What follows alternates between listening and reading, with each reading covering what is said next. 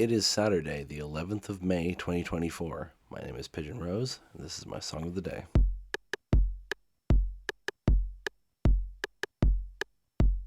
Today we're talking about an Irish band who I very much enjoy, named Bella X1.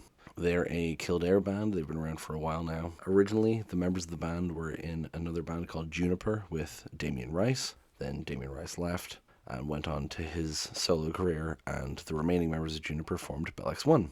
The reason why I enjoy this band so much, well, a lot of the reasons, are exemplified by the song that I want to talk about today, which is the song Rocky Tuck a Lover from their third album, Flock. I really love this song. It's one of my favorite songs of all time. I have a very specific, I don't know why I remember this, but I have a very specific memory of me and my brother. It was either just before or just after we saw The Force Awakens in the cinema. We were in Smith's, and I said to him that Rocky Tuck a Lover is one of the best songs of the 21st century, and he laughed at me and said that was ridiculous. But I really love this song, truly one of my favorite songs of all time, and you're about to listen to it now, and then we'll come back and see what we think of it.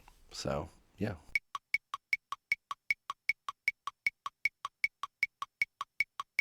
Just really love that song. Really love the vibe of it. Really love the lyrics. It's a good song. I don't have to justify myself to you. Oh, wait, that's what the whole show is. So, the big thing about this song is there's a story behind it. And I remembered the story off the top of my head, but I couldn't remember where I had heard it from, so I wanted to get it straight, but there was nothing on Wikipedia, there wasn't anything on Genius. I had to find it in a Joe.ie interview with Paul Noonan, the lead singer of Bell X1. But I did finally find it so I could get the details right. But basically, when the band was living in Dublin and recording music in Dublin and stuff, they used to see a lot of homeless people. Specifically, there was one particular day center where homeless people would go in and get food and stuff, and they would see them going in and out of there. And there was this one particular guy named Rocky. He was quite old. He'd been homeless for maybe 20 years, and he was very thoughtful and eloquent when he was sober, and they would have chats with him, but he was a really mean drunk. There was a specific incident where he threw a brick through their studio window because they were mixing too loud. So one day anyway, they looked out and they saw him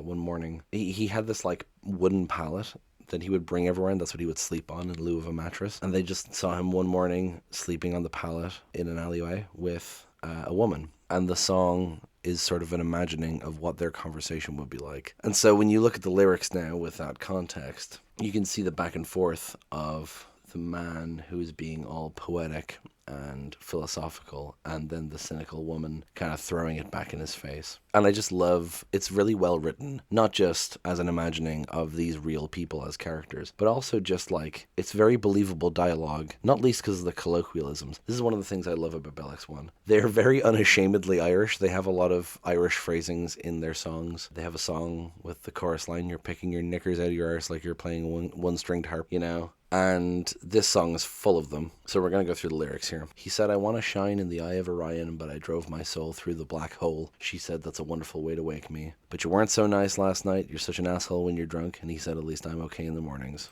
So Orion, of course, is a constellation. So him saying, I want to shine in the eye of Orion, but I drove my soul through the black hole. He's given this kind of oh, I could have been somebody. I could have been a contender. I want to shine in the eye of Orion is a very I want to be among the stars. I want to be something beautiful, something brilliant, but I drove my soul through the black hole. I've wasted it, is what it feels like. And then the immediate retort of, "That's a wonderful way to wake me," is just so dry. I can imagine her just kind of not even rolling over to say that. "But you weren't so nice last night. You're such an asshole when you're drunk." I mean, like I said, he was known to be a mean drunk. And then, "At least I'm okay in the mornings," he gets his own jab back. He said, "The three wise men came a long way following that pinhole in the sky." Yeah, that one right there. I sometimes forget that, not everyone I meet was raised Catholic and knows their Bible stories. So I was almost not going to explain this, but the story of Jesus' birth, there were three wise men, the three magi, who were told by an angel to follow the North Star to Bethlehem for the birth of Jesus. And so that idea of following that pinhole in the sky. This is again him trying to draw deeper meaning from the stars, specifically bringing up a religious reference. This is something else that Bell X1 do a lot, which is also very Irish of them to just compare everything to religion. But yeah, he's comparing like how small the star is in the sky, and how they came a long way following it. And she says, "I don't believe in any old Jesus. If there was a God, why is my arse the perfect height for kicking?"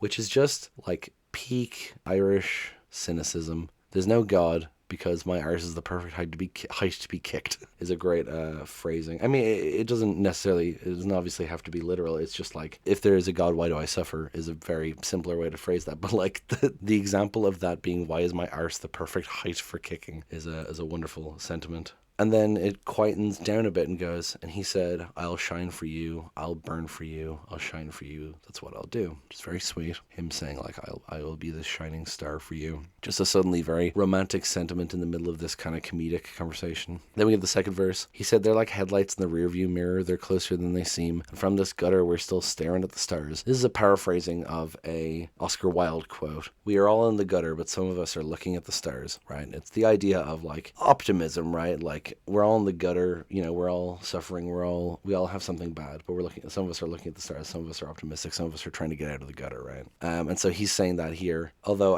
they're like headlights in the rear view mirror, then they're closer than they seem about the stars, which is wild. The stars aren't that close. And from this gutter, we're still staring at the stars. She said, would you go away and shite last night? All you did was curse those stars. You said they sang to you of hope, right? And so she's thrown that back in his face immediately, like, oh, you know, don't talk so big about the stars. You cursed them last night when you were drunk. Kind of showing that dichotomy of his personality, right? But yeah, would you go away and shite? Again, great, very Irish phrasing, very caustic. And then he goes into this. He said, the sun gives life and then takes it away. But like all the greats, it'll burn out someday. She said, I don't mind. I don't want to get bored. I don't want to end up beached on this shore. I want to be that star. Then I can shine for you. I can burn for you. I'll shine for you. That's what I'll do. I love the kind of back and forth in this song with him trying to be poetic and her throwing it back in his face, but them both saying this whole thing of I'll shine for you, I'll burn for you, that's what I'll do. It's just a very sweet sentiment of like, you know, I can be that star for you, I can be that light in the darkness for you. And it's a really interesting thing for Paul Noonan to imagine this conversation between this homeless person that he had met and this other person that he was sharing his pallet with one morning. It's an interesting thing to imagine, that conversation and the balancing of the comedy and the heart of it. I really like. It's just so much I love about this song. And then of course musically, the little do do do do do do do do, like the little twinkling thing. It makes me think of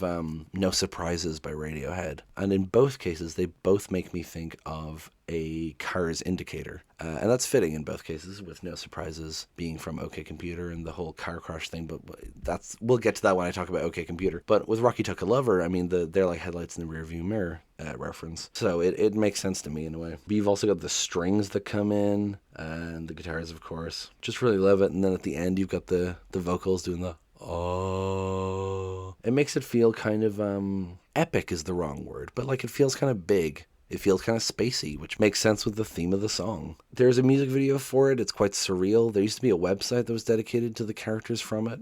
It's like one of their enduring songs they played on the Late Late Show a few years ago. The Joe.ie interview I found is from 2019. I mean, this album's from 2006, and this is kind of one of their most liked, one of their most remembered songs. Like I said to my brother in Smiths, I think it's one of the best songs of the 21st century, but maybe that's just me. But anyway, let me know what you think. I still haven't figured out really how to end these episodes. I want to encourage people to comment, to share their own thoughts. I'll be very curious what people think of this one because, I mean, at this point, all of my listeners are people I know personally, right? But I'll be interested in what non-Irish people think of this song because it's just very Irish to me. So, yeah, that's about it. Like, comment, subscribe, all that jazz, and I will talk to you tomorrow. Break it down.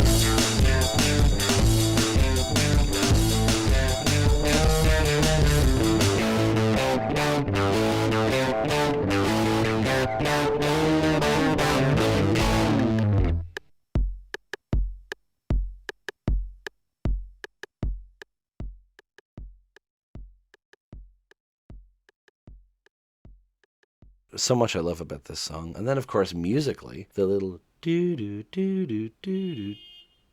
Jesus.